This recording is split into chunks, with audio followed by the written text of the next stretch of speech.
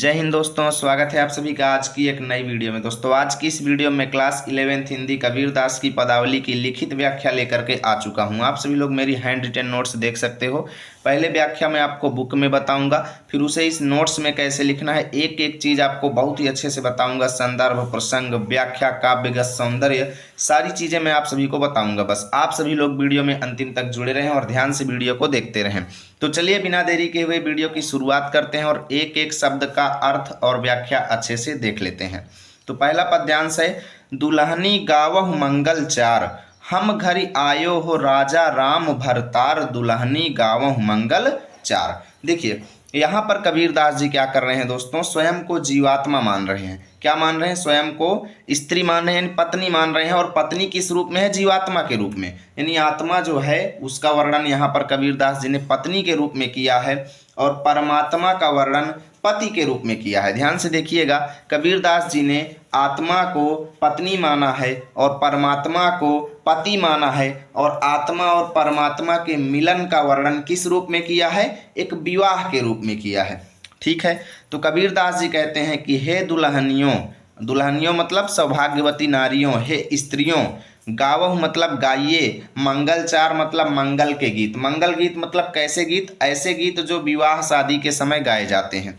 अर्थात हे स्त्रियों, हे सौभाग्यवती नारियों, आप सभी लोग मंगल गीत गाओ। ऐसा कबीरदास जी क्यों कह रहे हैं? ऐसा इसलिए कह रहे हैं क्योंकि हम घरी आयो हो राजा राम भरतार। अर्थात हम घरी मतलब मेरे घर में, आयो हो मतलब आए हुए हैं, राजा राम मतलब परमात्मा। यहाँ पर राम आपको नहीं लिखना है, ठीक है। राम किसके लिए प्रयुक्त हुआ है? परमात्मा के लिए। तो कहते हैं कि मेरे घर में यानी मेरे परमात्मा जो हैं वो भरतार अर्थात मेरे पति यानी मेरे स्वामी बन करके आए हुए हैं।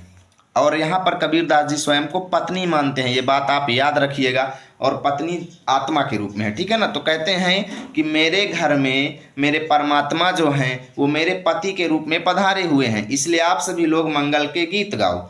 आगे कहते हैं कि तन रति करी मैं मन रति करी हूँ पंच तत्व बराती। यानी मैं अपने तन माने शरीर को, यानी तन माने शरीर से, रति माने प्रेम, करी माने करूंगी, यानी मैं अपने शरीर से प्रभु को प्रेम करूंगी अर्थात परमात्मा से प्रेम करूंगी। और मन रति करी हूँ अर्थात अपने मन से उनसे प्रेम करूंगी। मन माने मन से, रति माने प्रेम करी हूँ मतलब करूंगी, यानी अपने तन और मन दोनों से मैं अपने परमात्मा से प्रेम करूंगी। ठीक है, यहाँ पर हम करूंगा नहीं लिखेंगे दोस्तों, करूंगी लिखेंगे, क्योंकि कबीरदास जी पत्नी के रूप में है यहाँ पर। और जो पंच तत्व हैं यानी पंच तत्व हैं वो मेरे क्या बन करके आए हैं? बराती बन करके आए हुए हैं। पंच तत्व यानी जिनसे मिलकर के हमारा शरीर बना हुआ है, वो पांचों तत्व जो है मेरे बराती बन करके आए हुए हैं। ठीक है, आगे कबीरदास जी कहते हैं कि रामदेव मोरे पाहुने आए, मैं जो बन मैं माती। यानी मेरे रामदेव, रामदेव मतलब मेरे प्रिय, यानी मेरे प्रिय अर्थात मेरे प्रेमी अर्थात मेरे परमात्मा जो हैं, मोरे मतलब मेरे, पाहुने आए मतलब मेहमान बन करके आए हुए हैं। यानी मेरे परमात्मा जो हैं वो रिश्तेदार बन करके आए हुए हैं, पाहुन बन करके आए हुए हैं। और मैं जोबन माने युवावस्था में हूँ, और कैसी हूँ? मैं माती मतलब रोमांचित हूँ। और मैं क्या हूँ? उनको पा करके अपने घर में रोमांचित हूँ। मैं माती हूँ अर्थात मदमाती हूँ अर्थात मदमस्त हूँ। ठीक है, मैं माती मतलब मैं मदमस्त हूँ अर्थात पुलकित हूँ, रोमांचित हूँ उनको यहाँ पा करके। जोबन मतलब मैं युवावस्था में हूँ। ठीक है, यहाँ पर लिखेंगे कि शरीर सरोवर वेदी करी हूँ ब्रह्मा वेद उचार। और यहाँ पर कबीरदास जी कहते हैं कि मैं अपने शरीर रूपी सरोवर को, ठीक है, शरीर रूपी सरोवर की क्या बनाऊंगी? वेदी करी हूँ। वेदी क्या होती है? वेदी वो होती है दोस्तों जिसमें क्या किया जाता है? वो हवन की सामग्री जो होती है डाली जाती है। ठीक है, तो कहते हैं कि शादी विवाह में भी जो वेदी बनती है उसी का वर्णन है कि मैं अपने इस शरीर रूपी सरोवर से क्या बनाऊंगी? वेदी बनाऊंगी। ठीक है, यानी अपने शरीर से वेदी बनाऊंगी, और उसमें ब्रह्मा जी जो हैं वो क्या करेंगे? वेद का उच्चारण करेंगे। क्या करेंगे? वेद का उच्चारण करेंगे। यानी कि पुरोहित का काम कौन करेंगे? ब्रह्मा जी करेंगे। आगे कहते हैं यहाँ पर कि रामदेव संग भांवर लई हूँ, धनी धनी भाग हमार। मैं अपने प्रियतम यानी कि अर्थात प्रभु के साथ, परमात्मा के साथ मैं भांवरी लूंगी अर्थात 7 फेरे लूंगी। जो विवाह में फेरे होते हैं वो फेरे मैं लूंगी, अर्थात भांवर लूँगी, ठीक है। और धनी धनी भाग हमारे, यानी हमारे भाग्य यानी मेरी किस्मत जो है वो धन्य हो जाएगी, ठीक है। धनी धनी मतलब धन्य धन्य हो जाएंगे मेरे भाग्य, ठीक है।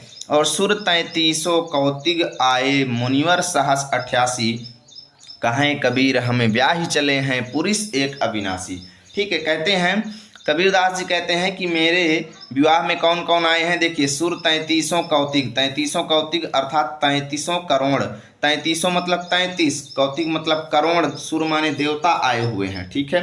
33 करोड़ देवता आए हुए हैं। और मुनिवर सहस 88, 88 मतलब 88, सहस माने हजार, मुनिवर माने मुनि, साधु संत लोग मेरे बराती बन करके आए हुए हैं, ठीक है। और कहें कबीर अर्थात कबीरदास जी कहते हैं कि हमें माने मुझको ब्याही चले हैं, अर्थात मुझसे शादी करके मुझे लेकर के चल दिए हैं। पुरुष एक अविनाशी, पुरुष पुरुष माने पुरुष, एक माने एक, अविनाशी मतलब ऐसे पुरुष जिनका कभी भी, अविनाशी मतलब जिनका कभी भी विनाश नहीं हो सकता, अर्थात अमर, अर्थात मेरे परमात्मा वो मुझको अपने साथ लेकर के चल दिए हैं अपनी पत्नी बना करके, ठीक है।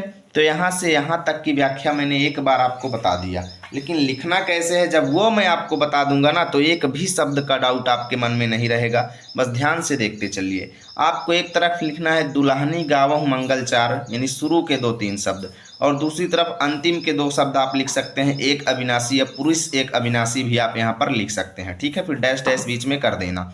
संदर्भ में कि प्रस्तुत पद्यांश हमारी पाठ्य पुस्तक हिंदी के काव्य खंड में संकलित एवं कबीरदास जी द्वारा रचित पदावली शीर्षक पाठ से अवतरित है। प्रसंग में लिखेंगे कि कबीर ने पति पत्नी के प्रतीक द्वारा परमात्मा जीवात्मा के संबंध को प्रस्तुत किया है। व्याख्या में लिखेंगे कबीरदास जी कहते हैं कि हे सौभाग्यवती नारियों तुम मंगल गीत गाओ, क्योंकि हमारे घर आज प्रभु श्री राम, यहाँ पे श्री राम आपको नहीं लिखना है दोस्तों, आप यहाँ पर लिखेंगे क्योंकि हमारे घर आज मेरे परमात्मा जो हैं, मेरे परमात्मा जो हैं वो स्वामी के रूप में पधारे हैं, इसलिए तुम मंगल गीत गाओ। कबीर कहते हैं कि मैं अपने शरीर तथा मन दोनों से प्रेम करूंगा। मेरे प्रभु के साथ पंच तत्व बाराती बन करके आए हैं। श्री राम नहीं लिखना, ठीक है। मेरे परमात्मा मेरे अतिथि बनकर आए हैं। मैं नतमस्तक हूँ, अर्थात मैं रोमांचित हूँ, पुलकित हूँ, ठीक है। मैं शरीर रूपी वेदी बनाऊंगी और स्वयं ब्रह्मा इस वेद का उच्चारण करेंगे, और मैं परमात्मा के साथ 7 फेरे लूँगी, यह मेरे परम सौभाग्य की बात है, ठीक है। 33 करोड़ देवता आए हैं और 88,000 मुनि आए हैं। कबीरदास जी कहते हैं कि मैं अब परमात्मा के साथ अटूट बंधन में बंध जाऊंगी, एक परम ब्रह्म के साथ मैं विवाह करूंगी। इतना हम लोग लिखेंगे, ठीक है। ध्यान दीजिएगा, जहाँ जहाँ पे श्री राम लिखा हुआ है वो मिस्टेक है, वहाँ पर आपको परमात्मा लिखना है, ठीक है।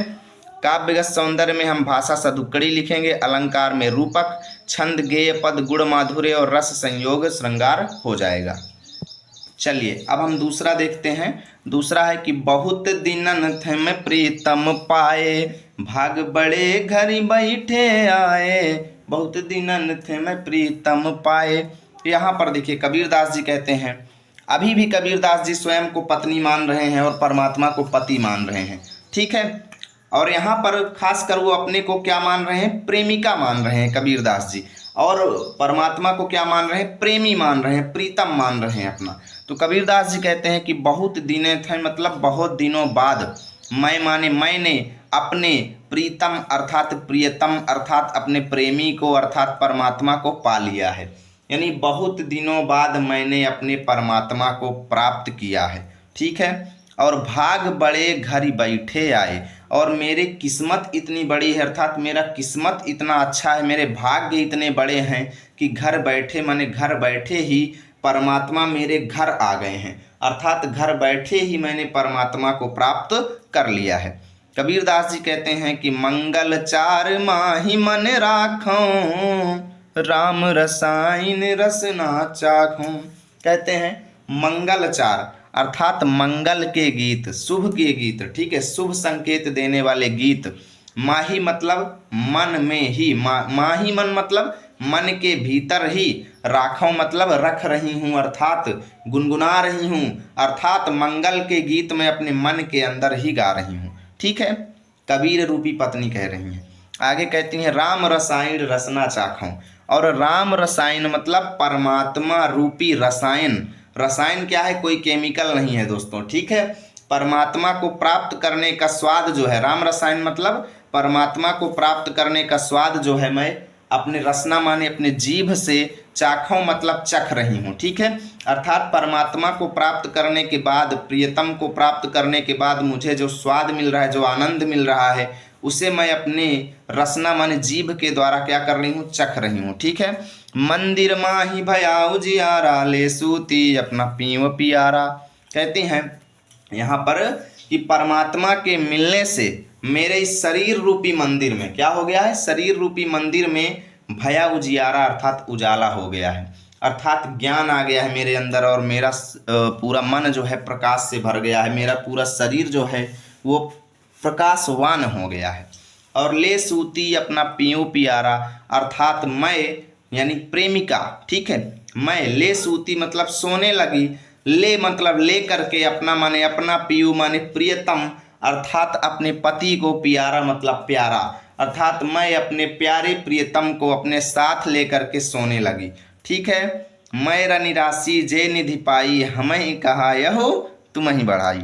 यहाँ पर कहती हैं कि कबीरदास जी कहते हैं कि मैं मतलब मैंने रनिराशि अर्थात रत्नों की राशि, ठीक है, खजानों की राशि, और जे माने जो, निधि माने भंडार मैंने पाई मतलब पा लिया है, अर्थात मैंने परमात्मा रूपी खजाने का भंडार प्राप्त कर लिया है। क्या कर लिया है, परमात्मा रूपी रत्नों की राशि अर्थात खजाने का, निधि माने भंडार मैंने पा लिया है।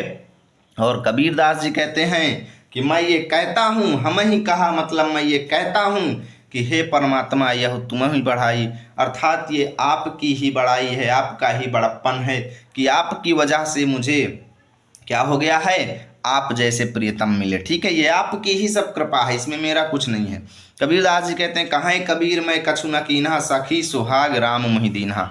कबीरदास जी कहते हैं कि मैंने तो कुछ नहीं किया, मैंने तो कुछ नहीं किया। सखी यानी आप लोग सुनिए, जो लोग पढ़ रहे हैं उनको कबीरदास जी सखी कह रहे हैं। ठीक है, सुहाग राम मोहि दीन्हा अर्थात मुझे मेरे प्रियतम परमात्मा ने ही मुझको दिया है। ठीक है, तो यहाँ से यहाँ तक की व्याख्या भी मैं आपको अच्छे से बता देता हूँ ताकि आप सभी लोग अपनी नोट्स तैयार कर सकें। आपको एक तरफ लिखना है बहुत दिनन, दूसरी तरफ मोहि दीन्हा। संदर्भ पूर्वक का मतलब है कि जैसा आपने पिछले वाले में लिखा था सेम वही चीज़ कॉपी पेस्ट आपको यहाँ पर भी करना है। बार बार मैं उसको नहीं लिखा हूँ क्योंकि लिखने में बहुत ज़्यादा मेहनत लगती है दोस्तों। ठीक है, प्रसंग में लिखेंगे कि प्रस्तुत पद में जीवात्मा भगवान को पति रूप में मानती है। व्याख्या में लिखेंगे कि कबीरदास कहते हैं कि बहुत दिनों बाद मैंने परमात्मा को पाया है, मैं बड़ा भाग्यशाली हूँ कि मैंने घर बैठे बैठे परमात्मा को पा लिया है। मेरी आत्मा अंदर ही अंदर मंगल गीत गाने लगी है, राम रूपी परमात्मा मिल गए हैं और मेरी आत्मा इसका स्वाद ले रही है। मेरे मन मंदिर में ज्ञान का प्रकाश फैल गया है और अपने पति के साथ मिलन का सुख भोगने लगी है मेरी आत्मा। यहाँ पर लिखेंगे और मेरी आत्मा जो है वो अपने पति के साथ मिलन का सुख भोगने लगी है। मुझे रत्नों के खजाने का भंडार मिल गया है। मेरे ऊपर यह परमात्मा की ही उदारता है, अर्थात परमात्मा का ही बड़प्पन है। कबीर कहते हैं कि मैंने तो कुछ नहीं किया, हे सखी मुझे मेरा सुहाग भगवान राम ने ही दिया है। यहाँ पर भगवान राम नहीं लिखेंगे दोस्तों, क्योंकि कबीरदास जी क्या हैं, निर्गुण भक्ति धारा के कवि हैं। तो यहाँ पर हम लिखेंगे कि मुझे मेरा सुहाग परमात्मा ने ही दिया है। ठीक है, राम का नाम यहाँ पर नहीं लिखेंगे। काव्यगत सौंदर्य में आप लोग लिखेंगे भाषा में सधु कड़ी, रस संयोग श्रृंगार अलंकार अनुप्रास रूपक, गुण माधुर्य और छंद में आपका गेय पद हो जाएगा। चलिए अब हम देखते हैं तीसरा पद्यांश। तीसरा पद्यांश है संतो भाई आई ज्ञान की आंधी रे, संतो भाई आई ज्ञान की आंधी रे, ब्रह्म की टाटी सबे उड़ाड़ी माया रहे न बांधी रे, तुचते की दोई थुनी गिरानी मोह बलिंडा टूटा, तृष्णा छानी परी घर ऊपर कुबुदि का भांडा फूटा, संतो भाई आई ज्ञान की आंधी रे, संतो भाई आई ज्ञान की आंधी रे। समझिएगा, यहाँ पर कबीरदास जी कहते हैं कि हे संतों भाइयों अर्थात हे संतों हे सज्जनों, आई ज्ञान की आंधी रे, अर्थात मेरे मन में आई मतलब आ गई है ज्ञान की आंधी, अर्थात मेरे मन के अंदर ज्ञान रूपी आंधी आ गई है। अर्थात मेरे अंदर ज्ञान आने से क्या क्या हुआ, आगे लिख रहे हैं। कहते हैं हे संतों भाइयों, मेरे अंदर ज्ञान रूपी आंधी के आने से क्या क्या हुआ, भ्रम की टाटी सबें उड़ाड़ी। भ्रम की टाटी मतलब भ्रम रूपी टाटी मतलब टटिया। टटिया क्या होती है, टटिया दोस्तों लकड़ी या क्या कह लो, थोड़ा बहुत जो है छोटी मोटी लकड़ियों का यूज करके एक प्रकार का दरवाजा बनाया जाता है, जिसको देसी दरवाजा या टटिया कहते हैं। लोग जनरली देहातों में, देहाती बच्चे इसको जानते होंगे टटिया क्या होता है। यानी कि ज्ञान की आंधी आने से मेरे मन के अंदर जितने भी भ्रम रूपी टटियाँ थी वो सबे उड़ाड़ी मतलब उड़ गई हैं। ठीक है, भ्रम रूपी टटियाँ सब उड़ गई हैं, अर्थात मेरे मन का सारा भ्रम खत्म हो गया है। और माया रहे न बांधी रे, अर्थात मेरे मन के अंदर जो मोह माया थी वो भी रहे न बांधी रे, अर्थात बंधी नहीं रह पाई, अर्थात मोह माया भी मेरे मन से खत्म हो गई। आगे कबीरदास जी कहते हैं कि दुचते की दोई थुनी गिरानी। थुनी क्या होती है, थुनी आप लोग जानते होंगे देहातों में, देहाती बच्चे खास कर ये देहात के लिए बहुत अच्छा है। थुनी क्या होता है दोस्तों, एक प्रकार की लकड़ी ही होती है जिससे देहातों में छप्पर बनाए जाते हैं। ठीक है ना। तो कबीरदास जी कहते हैं कि ज्ञान रूपी आंधी के आने से मेरे मन के अंदर जो दुचिते, दुचिते मतलब दो प्रकार का चित्त, कि भगवान की भक्ति करूं या ना करूं, किसकी भक्ति करूं, इस भगवान की या उस भगवान की। कहने का मतलब कि मेरे अंदर जो दुविधा थी, दुचिते मतलब दुविधा रूपी थूनियाँ जो थी, ठीक है, वो क्या हो गई हैं, टूट गई हैं। गिरानी मतलब गिर गई हैं। दोई मतलब दो थूनियाँ थी, बिना दो थूनियों के आप घर नहीं बना पाएंगे, छप्पर नहीं बना पाएंगे।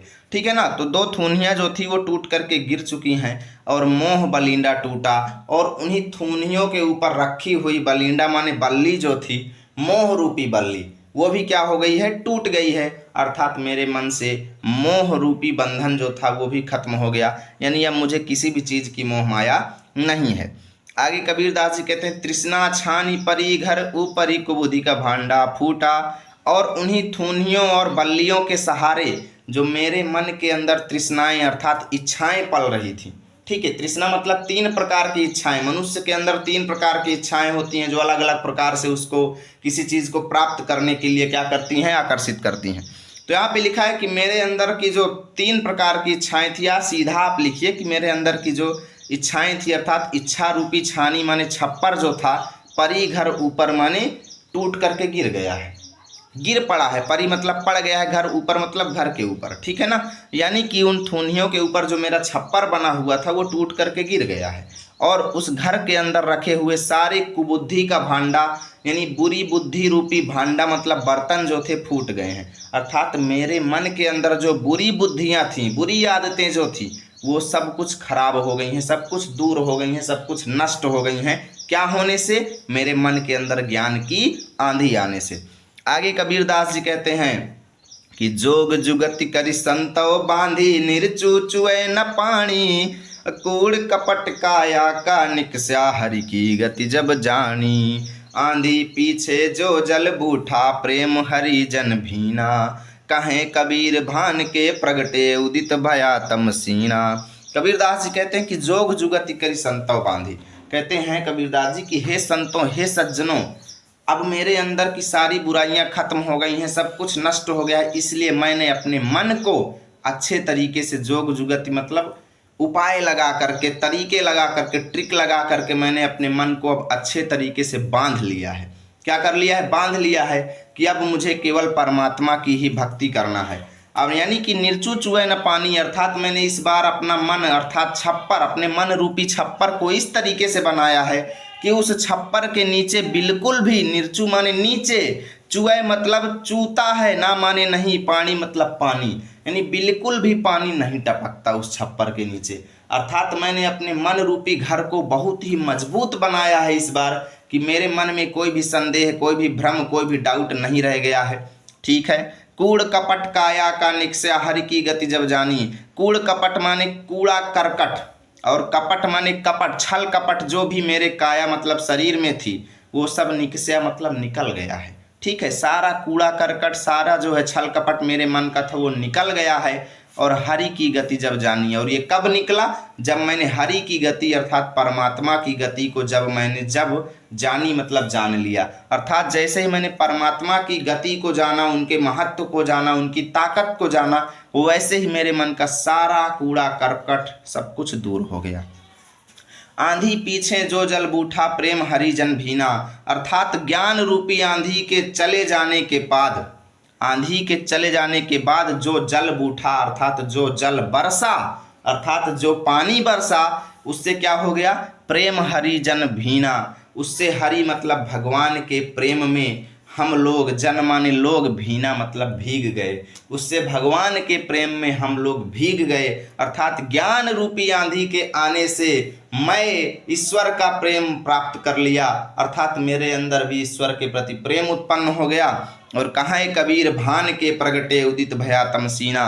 कबीरदास जी कहते हैं कि भान के प्रगटे अर्थात सूर्य के प्रकट होते ही, भान मतलब सूर्य, यानी कि ज्ञान रूपी सूर्य के प्रकट होते ही, उदित भया मतलब प्रकट होते ही, और उदित होते ही, तम माने अंधकार जो है, सीना मतलब छीण हो गया है। छीना मतलब छीण हो गया है। मेरे मन का जो अंधकार था वो छीण हो गया है, अर्थात बहुत कमजोर हो गया है। ठीक है दोस्तों, उम्मीद करता हूँ बहुत ही अच्छे से आपको समझ में आ रहा होगा भाई, और आता रहेगा। बस लाइक शेयर अगर ऐसे ही होता रहा ना, मुझे पता है आपने लाइक कर दिया, ठीक है। एक तरफ आपको लिखना है संतो भाई, दूसरी तरफ तमसीना। संदर्भ पूर्वक प्रसंग में इस पद में कबीर मनुष्य के हृदय में ज्ञान का उदय होने पर उसके समस्त दुर्गुणों के नष्ट हो जाने का उल्लेख कर रहे हैं। कबीर कहते हैं कि हे संतो, हमारे मन में ज्ञान की आंधी आई हुई है। इस आंधी ने हमारे मन की भ्रम रूपी टटिया को उड़ा दिया है। माया बंधन भी उसे रोक नहीं पा रहे हैं। भाव यह है कि ज्ञानोदय होने पर हमारे मन का भ्रम और माया का प्रभाव समाप्त हो गया है। हमारे मन रूपी घर में भगवान की भक्ति के प्रति दुविधा रूपी खंभे गिर गए हैं, जिसको पोल कहते हैं, थूनी कहते हैं। और इन खंभों पर टिकी हुई मोह रूपी बल्ली भी टूट गई है, जिसको बलिंडा कहा गया है। इस बल्ली के टूटते ही तृष्णा रूपी छप्पर भी गिर पड़ी, अर्थात इच्छाएं, जो हमारे मन की इच्छाएं थी वो भी नष्ट हो गई हैं। और वहाँ स्थित कुबुद्धि रूपी सारे बर्तन अर्थात सारे कुविचार नष्ट हो गए हैं। हे संतों, अब की बार हमने घर पर संतोष रूपी नया छप्पर बड़े प्रयास से ढका और बांधा है। अब इसमें से एक बूंद भी वर्षा का पानी नहीं टपक सकता, अर्थात सांसारिक विषय विकार अब हमारे हृदय को प्रभावित नहीं कर सकते। मन में ज्ञान के आने से मुझे हरि के स्वरूप का ज्ञान हो गया है और मन का सारा कूड़ा करकट साफ हो गया है। आगे लिखेंगे कि ज्ञानोदय के बाद अर्थात ज्ञान रूपी आंधी के जाने के बाद मेरा हृदय प्रभु प्रेम की वर्षा में भीग गया। वो ज्ञान रूपी सूर्य के उदय से अज्ञान रूपी अंधकार पूर्णतः नष्ट हो गया। काव्यगत सौंदर्य में भाषा सदुक्कड़ी, छंद गेय पद, रस शांत, अलंकार रूपक। चलते हैं अगले पद्यांश पर। पंडितवाद वदंते झूठा, राम कहा दुनिया गति पावे, खांड कहा मुख मीठा।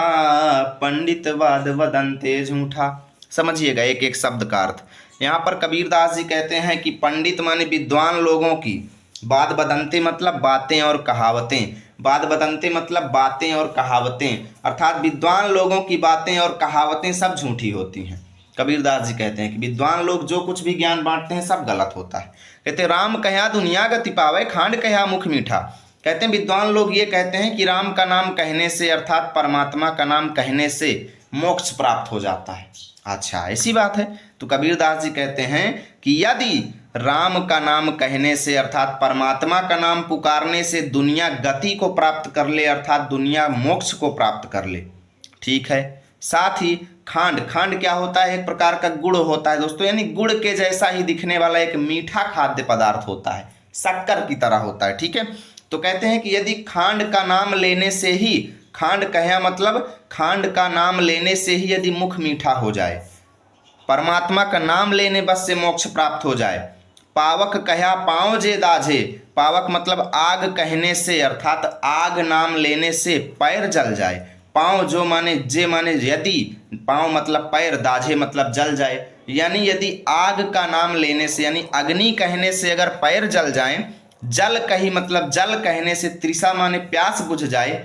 भोजन कहा, भोजन कहने से भूसी जे भाजे अर्थात भूख, भूसी मतलब भूख जे मतलब जो, भाजे मतलब भाग जाए, अर्थात यदि भोजन का नाम लेने से भूख खत्म हो जाए तो कबीरदास जी कहते हैं तो सब कोई तिर जाई, अर्थात हर आदमी उन्नति कर लेगा। अगर ऐसा होने लगे ना कि राम का नाम यानी परमात्मा का नाम कहने से दुनिया मोक्ष प्राप्त कर ले, खांड कहने से मुख मीठा हो जाए, अग्नि कहने से पैर जल जाए, पानी कहने से प्यास बुझ जाए, भोजन कहने से भूख मिट जाए ना, तो हर आदमी उन्नति को प्राप्त कर लेगा। सब कोई इस संसार सागर से तिर जाएगा, अर्थात पार चला जाएगा। इस संसार सागर से हर आदमी प्राप्त कर लेगा मोक्ष को, ठीक है। लेकिन ऐसा नहीं है। कबीरदास जी कहते हैं ऐसा क्यों नहीं है? क्योंकि नर के साथ सुआ हरि बोले, हरि परिताप न जाने। क्योंकि मनुष्य के साथ अर्थात मनुष्य के कहने पर तो सुआ माने तोता भी हरि बोले अर्थात भगवान का नाम बोल लेता है। यदि मनुष्य उसको पढ़ा दे कि तुम्हें ऐसे बोलना है तो तोता भी भगवान का नाम बोल लेगा, परंतु क्या तोता भगवान की ताकत को जानता है? हरि परिताप न जाने, अर्थात भगवान की शक्ति, भगवान के प्रताप, भगवान के शौर्य को वो तोता नहीं जानता है, ठीक है। ऐसे ही पंडित लोगों का काम भी होता है दोस्तों, वो आपको पढ़ाएंगे, आप उनकी भक्ति में पड़ जाएंगे, लेकिन वास्तविकता ऐसी नहीं है। कहते जो कबहूँ उड़ जाई जंगल में, बहुरी न सुरतें आड़े। और वही तोता यदि कभी उड़ जाए जंगल में ना, अगर मौका पाते ही जंगल में उड़ गया ना, तो बहुरी माने दोबारा, ना माने नहीं, सुरतें मतलब याद, आड़े मतलब करता है, फिर दोबारा भगवान का नाम याद नहीं करता वो। अगर एक बार जंगल में छूट गया तो आदमी के सिखाने पर तो बोल लेता है, लेकिन अगर एक बार छूट गया तो दोबारा फिर वो भगवान का नाम नहीं बोलता, दोबारा वो सूरत माने याद ही नहीं करता। साची प्रीति विषय मायासु, हरि भक्तनि सुहासी, कहाँ कबीर प्रेम नहीं उपजे, बध्यो जमपुरी जासी। कबीरदास जी कहते हैं कि यदि आपके अंदर साची प्रीति माने सच्चा प्रेम जो है वो विषय मायासु अर्थात विषय वासनाओं से है, यदि आपके मन के अंदर सच्चा प्रेम विषय वासनाओं से है, हरि भक्त के रूप में केवल आप हंसी मतलब मजाक करा रहे हैं, केवल आप हरि भक्त के रूप यानी स्वयं को भगवान का भक्त कहते हैं, यानी स्वयं को भगवान का भक्त बता करके, हरि का भक्त बता करके अपना मजाक उड़वा रहे हैं, वास्तव में आप प्रेम विषय वासनाओं से कर रहे हैं ना। तो कबीरदास जी कहते हैं ऐसे आदमी के अंदर प्रेम नहीं उपजता, अर्थात भगवान के प्रति प्रेम उत्पन्न नहीं होता। ऐसे आदमी सीधा बंधे मतलब बंध जाते हैं, जमपुरी माने यमलोक में, जासी मतलब जा करके, अर्थात ऐसे आदमियों के लिए सीधा एक ही जगह है यमलोक, सीधा वहीं जा करके बंध जाते हैं, उनको कभी भी मोक्ष की प्राप्ति नहीं होती है। उम्मीद करता हूँ भाई बहुत ही अच्छे से समझ में आ रहा होगा। चलिए इसकी व्याख्या भी हम आपको अच्छे से बताते हैं। इससे पहले आप लोग वीडियो को जल्दी से जल्दी लाइक कर दीजिए, ठीक है। आपको एक तरफ लिखना है भाई पंडितवाद, दूसरी तरफ जमपुरी जासी, ठीक है। संदर्भ पूर्वक प्रसंग में प्रस्तुत पद में कबीर ने विद्वानों की वाणी को झूठ बताया है। व्याख्या, कबीर कहते हैं कि विद्वानों की वाणी और कहावतें सब झूठी होती हैं। यदि राम का नाम जपने मात्र से व्यक्ति को मोक्ष प्राप्त हो जाए, यदि मीठे पदार्थ का नाम लेने से मुंह मीठा हो जाए, यदि आग का नाम लेने से पैर जल जाए, यदि पानी का नाम लेने से प्यास बुझ जाए, भोजन का नाम लेने से भूख दूर हो जाए, तो प्रत्येक व्यक्ति इस संसार सागर से पार हो जाएगा, अर्थात उन्नति कर लेगा। इसलिए पंडितों की बातें सब झूठी होती हैं। मनुष्य के साथ बोलने पर तो तोता भी भगवान का नाम बोल लेता है, परंतु तोता भगवान के प्रताप को नहीं जानता है, तथा यदि वह कभी भी जंगल में उड़ गया तो फिर दोबारा उन्हें याद नहीं आती, दोबारा उसे याद नहीं आती।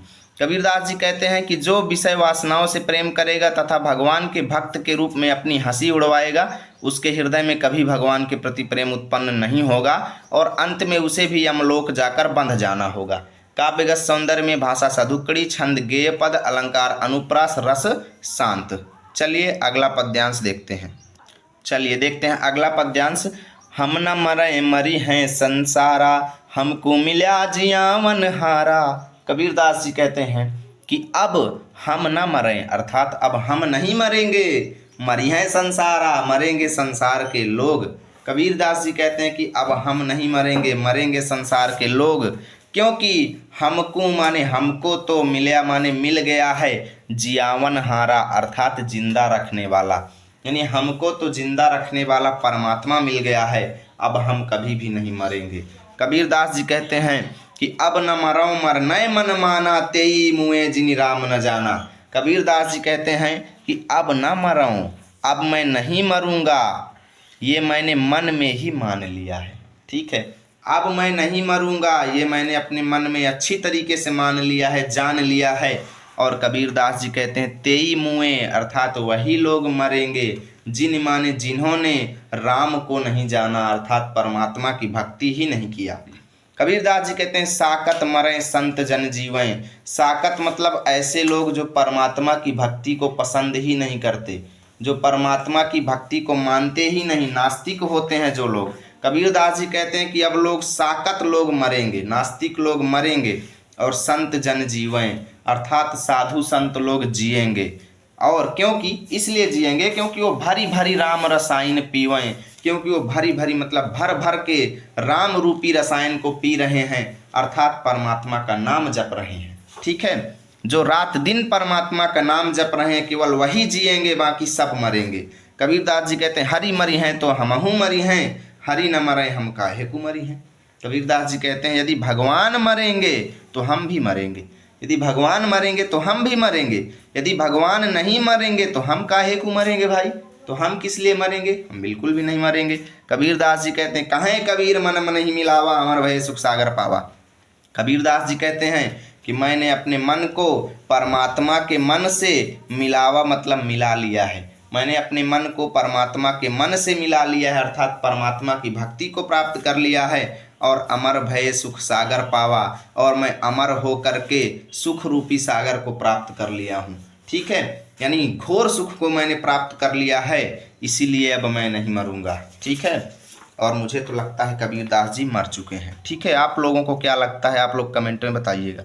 आपको एक तरफ लिखना है हम न मरें, दूसरी तरफ सागर पावा। संदर्भ पूर्वत प्रसंग, प्रस्तुत पद में कबीर ने स्वयं को अमर बताया है। व्याख्या, कबीर कहते हैं कि जब मैं नहीं मरूंगा, यानी अब मैं नहीं मरूंगा, अब ये संसार के लोग मरेंगे, मुझे तो जिंदा रखने वाला अर्थात परमात्मा मिल गया है। अब मैं अपनी इच्छा अनुसार मरूंगा, तथा अब वो लोग मरेंगे जो प्रभु की भक्ति नहीं करते, अब वो लोग मरेंगे जो प्रभु की भक्ति नहीं करते, परंतु मैंने तो राम के नाम रूपी रसायन को पिया है जो मुझे अमर बना देगा।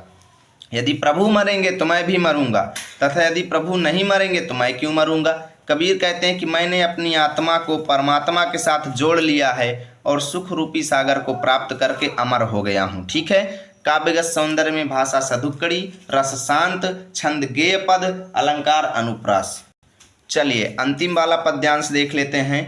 काहेरी नलिनी तू कुम्हिलानी, तेरे ही नाली सरोवर पानी, काहेरी नलिनी तू कुम्हिलानी। यहाँ पर कबीरदास जी कहते हैं नलिनी किसको कहा गया है, नलिनी कहा जाता है दोस्तों कमल के फूल को। ठीक है, किसको कहते हैं, कमल के फूल को।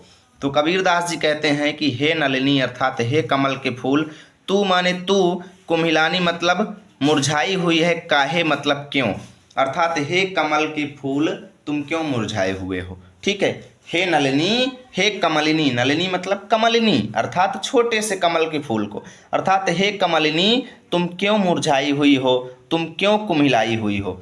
ठीक है, तेरे ही नाल सरोवर पानी, अर्थात तेरे नाल में तो, तेरे ही नाल में अर्थात कमल का जो नाल होता है, कमल का जो डंडा होता है उसमें तालाब का पानी भरा रहता है, उसमें भी पानी भरा रहता है। तो कबीरदास जी कहते हैं कि तेरे नली में तो तालाब का पानी भरा हुआ है, फिर भी तो मुरझाई हुई है, आखिर ऐसा क्यों है। ठीक है, तो यहाँ पर नलिनी यानी कमलिनी के सहारे कबीरदास जी जीवात्मा को कह रहे हैं कि हे जीवात्मा तुम क्यों मुरझाए हुए हो, हे जीवात्मा, हे मनुष्य तुम क्यों दुखी हो, तुम क्यों मुरझाए हुए हो। हे जीवात्मा तेरे ही नाली सरोवर पानी, अर्थात तेरे अंदर तो परमात्मा का निवास है, तू क्यों मुरझाई हुई है। ठीक है, जल में उत्पत्ति जल में वास, जल में नलिनी तोर निवास, अर्थात हे कमलिनी तेरी तो उत्पत्ति भी जल में हुई है, अर्थात तू पैदा भी जल में हुई है, और जल में वास अर्थात जल में ही तेरा निवास भी है, और जल में नलिनी तोर निवास, और हे कमलिनी तू जल में ही रहती भी है।